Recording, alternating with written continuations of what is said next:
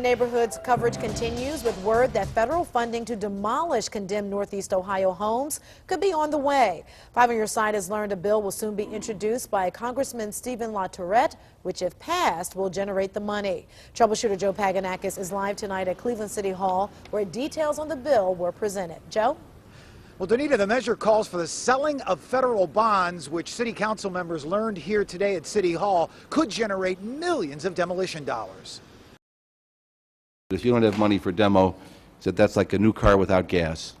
I like to look at it, but it doesn't do much for me. Former Treasurer Jim Rokakis explained to Cleveland's Economic Development Committee the importance of finding funding to take down 30,000 condemned structures that continue to plague Northeast Ohio. Rokakis gave details on a bill to be introduced by Congressman Stephen LaTourette calling for the sale of federal bonds and the incentives that would help sell them. The Treasury Department will issue tax credits to the buyer of these bonds 4 times a year. A favorable rate, that's how they get people to buy them.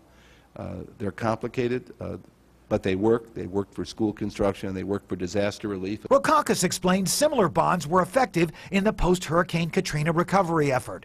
Cleveland council members like Zach Reed, whose ward is dealing with 1,000 properties that need demolition or funding, plans to seek support for the LaTourette bill. And we'll be going to Washington in a few weeks for the National League of Cities, and I look forward to going and talking to LaTourette and the Portsmouth, people on the other side of the aisle, so to speak, me being a Democrat, and saying we need to support. Now, Rokakis is hoping that LaTourette's bill will be ready for passage by this summer, with bonds being issued at the beginning of 2013.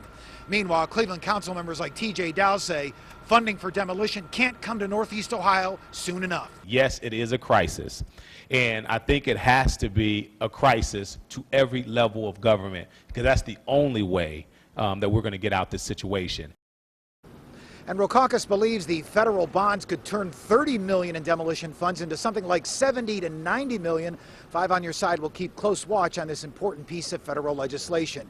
Meanwhile, we invite you to log on to newsnet5.com and report vacant and condemned homes in your neighborhood through our Building Better Neighborhoods year-long initiative. If you have one on your block, send an email to bbn@wews.com. Reporting live from Cleveland City Hall, I'm Troubleshooter Joe Paganakis.